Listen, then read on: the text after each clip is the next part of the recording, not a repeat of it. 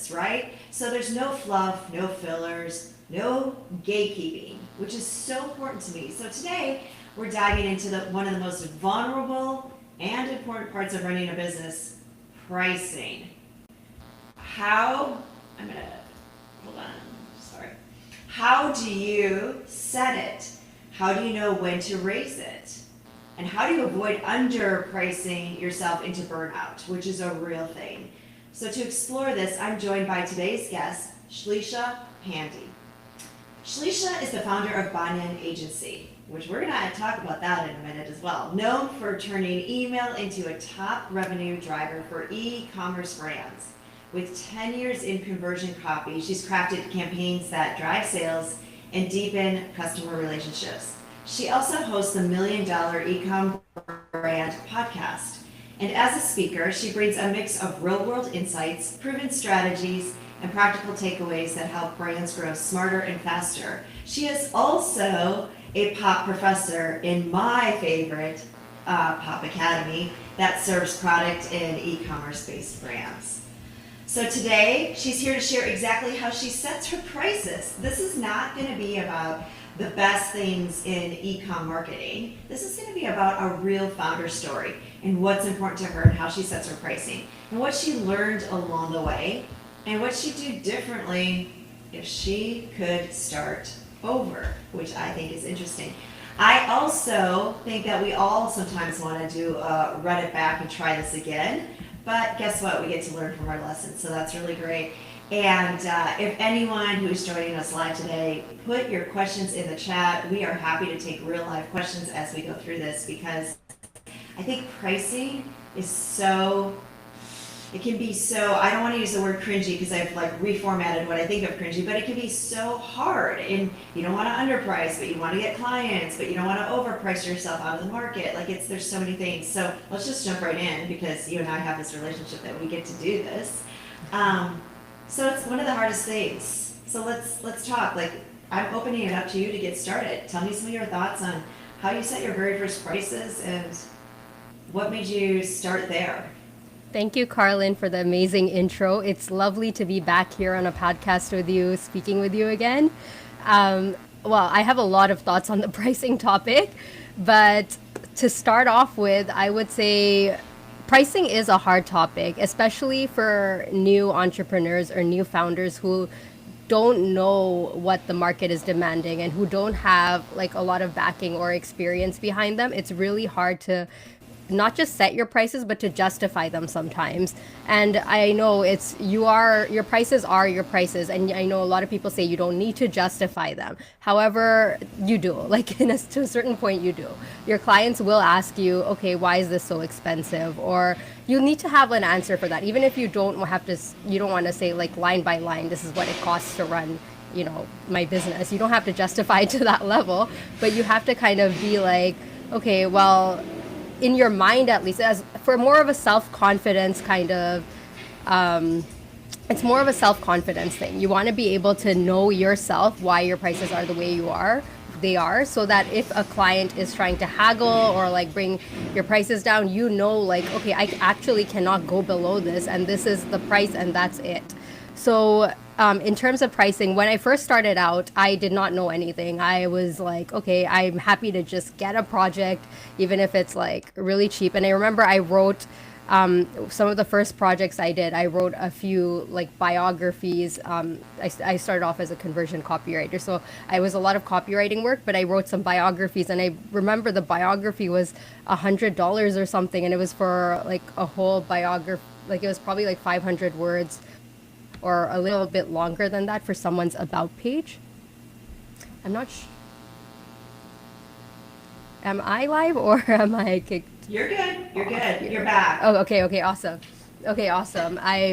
So I wrote a biography for about $100, and at that time I felt like I was so rich. But then later on, I realized, hey, this is actually, I put at least 10 hours into that, and if I did the math, that's less than minimum wage. And then I was okay, maybe I should rethink my pricing strategy.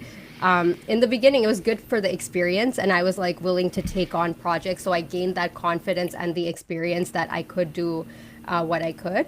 But later on, as I was more seasoned and I got more projects and I did more work, I was like, okay, I need to refine this so that I don't burn myself out and this is sustainable, especially if I want to grow a business and I want to grow a team and I want this to support like more people beyond myself, then I need to raise my prices. It's not going to be sustainable at $100 for 10 hours of work. Well, and let's talk about that. So the way you tested it was actually stepping into some early work, and then you did the math on that, and you quickly assessed burnout was going to be real if you stayed on that path. Like Exactly. yeah. What would you have done differently back then? I mean, did you have the audience where you could have charged more, or did you not think that was an option? Or tell me about that a No, little bit. at that I point, I didn't was know you just, did that, by the way. I had no idea you did that. yeah, I mean, I've done a lot of quirky writing stuff as well. But anyways, a lot of ghost writing, a lot of stuff like that too. But yeah, I definitely did not have an audience. I did not know. I did not have mentors in in conversion copy. I joined all these free forums back then when I was like Reddit threads and all of those things when I was starting out, and I tried to get people's opinions through that. But then I just didn't like, it's not really like a consistent thing there. So I was trying to get to a point where I just got clients. Like that was my biggest, you needed to pay the bills. I needed to pay my bills. So I was like, I need clients. So at that point, I was willing to take anything. And I don't regret it because I feel like I learned a lot from those early projects as well, where because I didn't have any experience, I was like it was kind of like apprenticeship, like I was on the job training, so I don't regret that. But obviously that's not sustainable. I can't do that for a long period of time. So for a few, maybe like a month or two, I was okay doing that.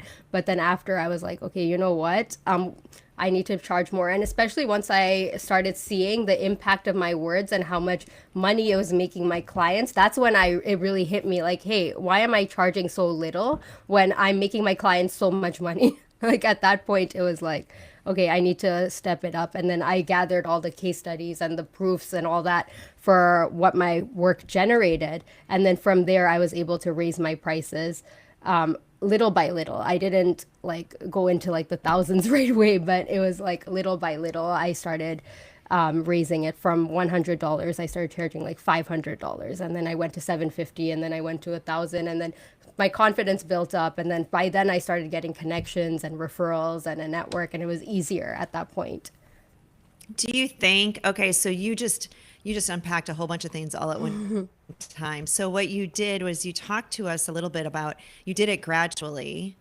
Did you have to pivot who you were talking to from a marketing perspective though too? Because somebody who's paying $500 for services versus somebody who's paying $1,000 for services, to keep it really simple, those might be two different potential clients, right? So did you have to change I know you do marketing for businesses.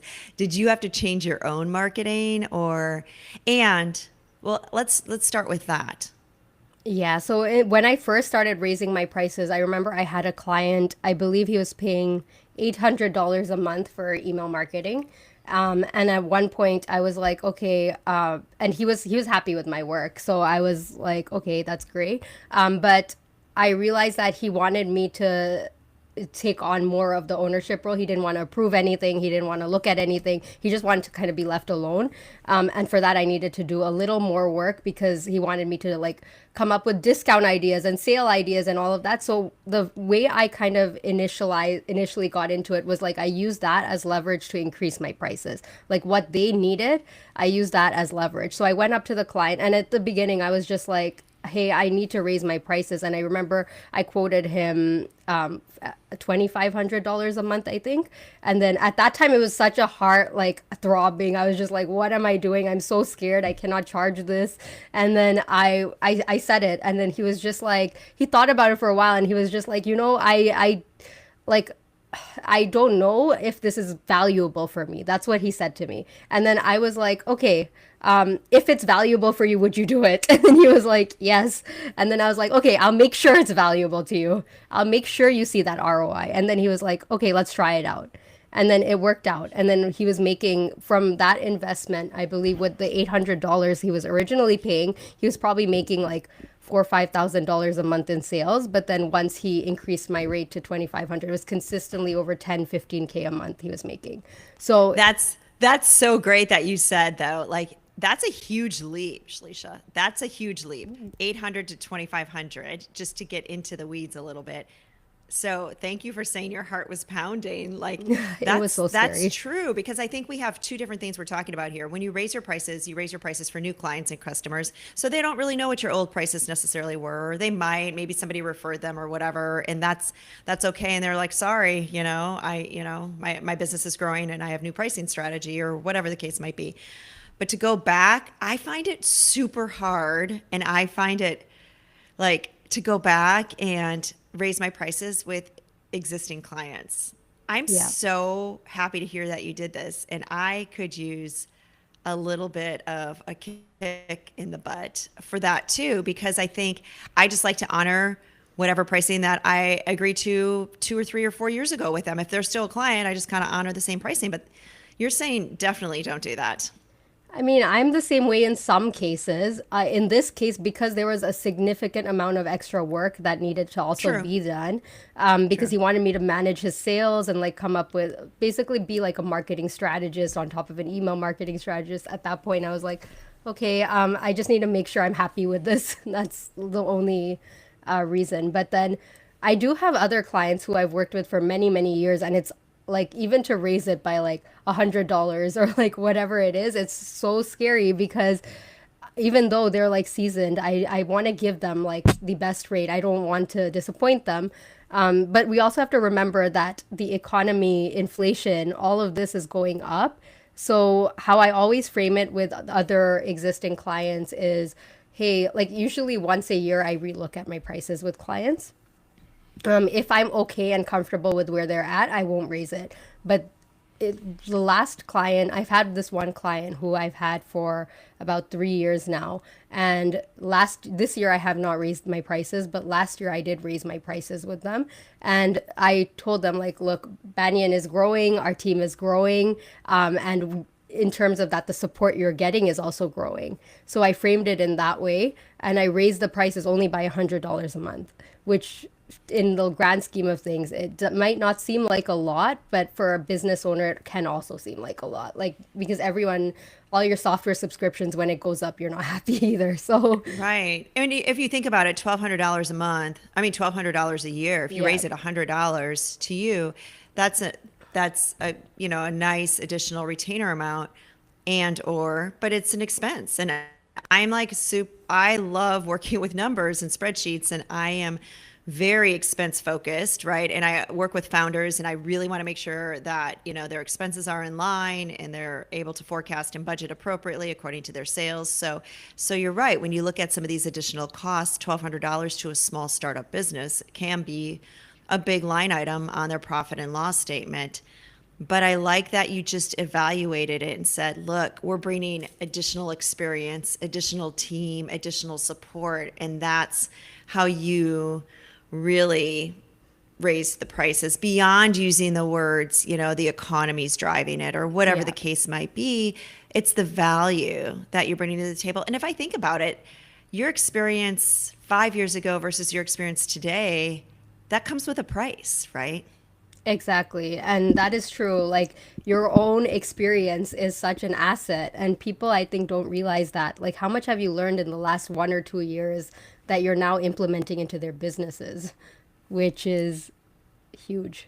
Which is why I still teach Pop Academy live. I get so many people that say to me, you should just do it as a recorded course and evergreen it. And I think so much changes from one semester to the next. And like when I have you come in to speak, even things are changing, like something new in email marketing and e-com and things like that could have occurred in the last 60 days. And you're going to teach what is really going on today, not what Yeah. was happening in 2024 necessarily, right? So, I mean, you're right, that experience is happening so fast, especially in the technology spaces. Yeah, exactly. And I think with prices, like I wouldn't worry too much if the way you're framing your price increase, one, if your price increase is kind of reasonable, like you're not like doing what I did with the 800 to 2500. That was only because it was like a totally new scope of work as well. But if your price increase is like kind of reasonable, I like to think like 10%, something like that is probably reasonable.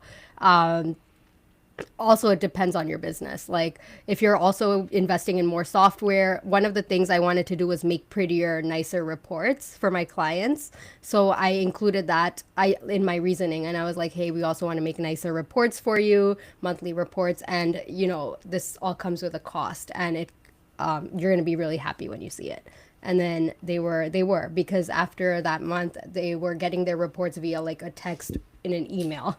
So after that they were like, okay, they're getting in nice spreadsheets and nice Canva documents and nice designs reports, and they were really happy every month to look. They were looking forward to the beautiful reports, so that helped. And even if it's just like aesthetic, and you might not think it brings a lot of value, and it's just like for beauty. That beauty also it has a perception and it has something to it, and people love it. So, yeah. I love some of these things you're sharing, and I'm a organized, structured person. So what I'm hearing from you is like, don't undervalue what you've learned in the last several years, first of all, like, right? So Yeah. as you're looking at that, don't undervalue what team you're bringing in to support these particular clients, and thinking about, okay, now they're going to get more team for a fraction of the price, right? As you increase your prices as well. And then you're also talking about technology and or aesthetically driven reporting that they're going to get in addition. So now you're up leveling what you're offering them, and you're still looking at the same information, but now the client can read it easily, and you've spent some time in that. And I think just showing that value versus just saying I'm raising my prices and nothing changes, I think that's where we get stuck. I think we feel like, Yeah. oh, I need to value myself more. Well, what does that really mean, right? What does that really mean? Oh, yeah. Exactly. The value yourself or charge what you're worth. Whenever I hear those things, I'm just like, it came from a place like whoever said that came from like with a good heart to say those things. Sure. But nowadays people don't understand, like they're just throwing around those terms without really thinking about it. Charge what you're worth doesn't mean charge anything you want. It like I feel like that's like you can just throw out a number and you charge what you're worth because it makes you feel good. Like yes, there's definitely a factor you want to feel good about the work you do, but I also think a lot of it comes back to numbers, like how much does it cost to run your business? How much does it cost for you to like survive like day to day, and how much buffer does it take to grow your business? I feel like if you look at it mathematically like that, then there's no room when people come at you and they're like your prices are too high. You think back to your numbers and you're like, no, they're actually not, because this is what it costs to run my business. Whereas if you were to just charge what you're worth and just like throw out a random number, you won't have that backing in your mind or that confidence to back your prices. So I definitely think there's a lot of nuance there. I like that you just came out and said, charge what you're worth, or what was the other statement? I forgot. Yeah, no, that's okay. I know you're just back from vacation, by the way, also from workcation, I should clarify, because I you. know there was that involved. Yes. So, but I agree. Some of those terms are thrown around, and I'm glad you just called that out, because it's true. Like, I think sometimes it's true, and it does come from a place, a good heart and place like that. I think there is some substance that can be behind that as well, which factors into it. And so then how do you stay competitive in the market? And I think that's what you're really talking about here. How do you stay competitive with everybody else out there who is doing that email marketing as, in their space or in this niche? Yeah, one thing I've realized, at least in my industry with email marketing, is prices are all over the place. Some people Yeah. are charging like less than $1,000 a month, and some people are charging over $10,000 a month. It's crazy. It's like in all ends of the spectrum. So I feel like it's not really about staying competitive or charging under what other people are charging. It's more about a lot of agencies, like this is feedback I get from my current clients, is they've been through a lot of agencies, and a lot of other people have other agency owners, and they've gone through so many, and they've realized that it's really hard to find a reliable agency who actually does things on time, who cares, who's like, all about their success, and who's always driving their business to the next level. It's really hard to find that. So more than pricing here, I feel like the USP is actually having these kind of values, because the businesses we're working with right now, they're usually over 7 figures. They're above $1 million. They have money that they want to invest in agencies. It's not like they're looking for the cheapest agency, but they are also looking for these skills which will take their agency to the next level. So I feel like it's not only about pricing at this rate, it's more about like, what value do you bring? Do you have the results it takes to, make $1 million business into, like, give them another $1 million? Do you have the skills it takes to do that? And if you do, then charging even if you're charging like 10,000 a month, then I feel like they're making so much more out of that. So it's completely okay. And then you get to grow your team and you get to grow your business more as well in order to support them. And one of the things that that I also offer some of my clients, depending on it, is also revenue share. So that is also a pricing strategy that a lot of other businesses could incorporate too. Well, I'd love to hear more about that. So talk about the rev share a little bit. I mean, it This really is something that'd be really interesting if you're uncomfortable maybe raising your prices, whatever style of business you're in today. For everyone listening, you've brought up rev share, so let's unpack that a little bit. Yeah. So rev share, I feel like if you really have trust with a client, it'll work. And if the client is, it depends on the client. Like, I don't offer it to everyone. But if there's a client who I feel like we'd both be motivated, they're also driven, we're also driven, they want to get their business to the next level. We also want to help them get to the next level. And there's a lot of nitty gritties that we don't want to scope in, like, hey, this is an additional fee now because we have to send another email a month, or like, now we have to create another flow for you. So this is going to cost X amount. And if you don't want to do this line by line thing, it's so convenient with RevShare, because you know how much money you'd essentially be making off the success of the client. So you're also motivated to do a lot more for them. So if, let's say, for my clients right now who are on RevShare, like, I obviously going to be super motivated to do more work for them, because the more work you do, the more money you're generally getting. And you're not going to spend your time doing, work that doesn't make sense. You're going to spend your time doing money making, revenue making work. And then that's also going to make them happy because they're making more money. And revenue share, I think it really depends on what you and the client are comfortable with. There are sometimes like the client will usually want to cap after a certain point because you're making too much money for them. So what some of the drawbacks I've had is where a client does not want to pay it because it's been so, like, they've made so much money, and then they're just like, yeah, I don't want to pay this anymore. So when it's time to pay, they're just like, oh, do I have to pay this? But then you don't realize that you wouldn't have made this money without it. But then it creates some tension. So I've had experiences like this in the past as well. Ooh, So yeah. that's why I say you have to vet the client you're doing this with and make sure they're a good pick for it. Well, this is a great learning lesson because it sounds really great to both parties when you're getting started, because it feels like a win-win. Absolutely, right? And if you are so confident in the work that you're doing, that's just like investing, investing in a company. Sometimes I get asked, can you, will you help us? And then as payment, you'll get a percentage of, sales or profits or a combination or whatever, right? As that, instead of like a monthly retainer. And that's a risk both parties take, right? So it's a risk. It's taken a risk for me because, I'd have to trust the client that I'm understanding what their financials say and things like that. And I also, they take the risk because, as you said, as their revenues or profits continue to increase, all of a sudden that becomes a larger check to your business, right? So you do have to look at both sides. And thank you for sharing that flip, because it sounds really great when you start. Yeah. So then what happens? What happens when a client, like, you don't want to chase down that retainer or that commission You don't want that structure. relationship. Yeah. Have you had to cut somebody off because of that? I mean, have you had to like either let them go or change it, or what have you? Have you had a situation? I mean, I haven't had to cut anyone off, but I have had to like go back to non-rev share. Oh, So really? yeah, so I mean, usually how I structure it now is there's a base fee, which is like typical with any email marketing client, and they get a certain number of campaigns every month and all of the management and all of that. However, like sometimes they want us to be flexible. They want to have sales, like Black Friday, for example, that would be an additional cost. So because of that, if they're on rev share, I don't charge that as an additional cost because whatever the generated revenue is, whatever the percentage we agree on, we just take that as a company and then that's it.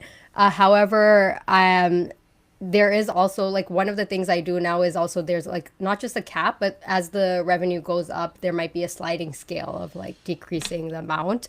Because Well, at that's a one good point, point. yeah, and at one point also it doesn't make sense for them. Like imagine they're paying like $100,000 a month in rev share or something crazy like that. Then they Yeah. might as well just like hire more people in their team and all of that. So you also like I like to think of what's beneficial for the brand owner as well. I don't want to just be selfish and be like I want everything. Like, Yeah. that's That's not not even who you are. That's not in your DNA. exactly. I know that about you. So yes, Thank I you. know that. And that's why I love our relationship, that we can talk easily about these things. As we are continuing to dig in and bringing this full circle, what's one piece of advice that you would give to somebody who isn't not is unsure if they should raise their prices or not? Like, do you have something? Like, I know you just said you review your pricing with clients frequently. Yeah. So let's say I've got a book of clients and I'm serving them in the space, whether it is an agency style, it's branding, it's, all kinds of things, social media, whatever that it is in the service space. And I'm talking specifically service space, right? So what would be some advice, or how would I even get started looking at that? That's a really good question. Let's say you have a few clients. I would just like list out what are you currently making with those clients. I would also list out all expenses and what you need to make sure your business is sustainable. If you're above that point, then you can look, like, let's say you're profitable right now, then you can look at your prices and just then you have a little bit of liberty and you can kind of assess like, okay, how do I feel about this? However, if you're like under the point where you're like taking a loss or like you're not really growing in the way you want to be growing, then at that point I would have that hard conversation and I would come up with what makes sense. It doesn't have to be a huge increase. Even like I said, like that $100 increase a month for one client, that is an extra 1,200 a year, and that helps us do so much. So it doesn't have to be like a huge increase. You can just increase it a little and make sure that when you're justifying it and explaining it to the client, you're not just like, hey, I'm increasing my prices, it's the new year, because this is what's happening. Like, make sure you're not saying that. Make sure you're giving a little bit of value in the message and just being like, hey, great news. We're growing as in whatever, as our business, and we're going to be implementing X, Y, Z into our business starting next month. And from this date, because of that, the pricing is going up to X amount. So if you say it like that, then they're also excited for what new things are coming. And then they'll be happy to support you usually. At least that's been the case with me. I guess it also depends on the kind of clients you're working with, but generally, if they are like not super like nickel and diming every penny, then they will likely be supportive of you and the growth of your business as well. And I always recommend always having a good relationship with all your clients and not just like talking to them when it's time to increase prices. So make sure you're like frequently talking to them and like, always like follow. I personally, I follow them on like Instagram and my clients, and then I'm always like commenting even on their personal stuff. That's just how I am as a business owner. Maybe that makes others uncomfortable, but for me, I love to be there in their like lives. So it feels very friendly when I say it, and I recommend taking that approach for anyone who's struggling with increasing their prices or having that conversation. Well, and I know I've seen you in my Instagram posts on occasion commenting, and I know I've seen yours too. And thank you for reminding us in the intro about your podcast too. So I highly recommend everybody to tune into your podcast as Thank well. you. So, Do you have anything before we wrap? I always want to make sure that do you have anything that exciting coming up that our audience or listeners should know? It's a good question. I just got back from my workation, so I haven't had time to plan anything exciting yet, but maybe stay tuned. Yeah. And I think what we'll do is make sure we drop your podcast in the show notes because that's always exciting. And knowing that you do reevaluate your pricing strategies and the service that you provide to your clients and things like that, I think anybody who is watching this, I highly recommend staying in touch as you're growing your business and you want to expand your footprint when it comes to email marketing and the importance of email marketing, specifically in e-com and product-based businesses.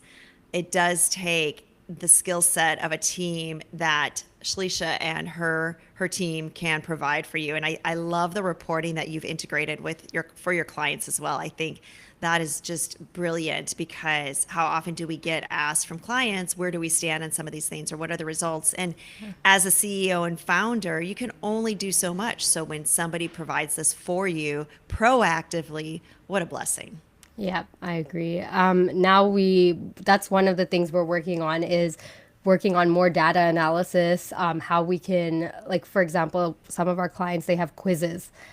So people, like a lot of intake forms and quizzes. So how many people are answering, like, this is their age? How many people are female? How many people are male? So we're using all of that to kind of get a better and better idea of our clients' audience base.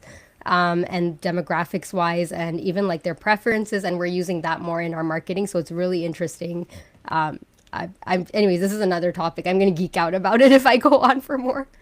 Oh, no, that's okay. I was geeking out about using forms and the importance of gathering client or customer information for exactly what you're talking about. So yes, we could have a part 2 to this because I was deep in the weeds on that yesterday and I loved every minute of it. So that's great. Anyway, thank you so much for taking time. I know time is a non-renewable resource and I so appreciate you doing this, specifically sharing what it looks like to raise pricing, and I think that can be an uncomfortable space for so many of us. And for all of you watching, this is what No Gatekeeping is about. Real strategies, real stories, real conversations, and tools and insights to help founders lead with intention.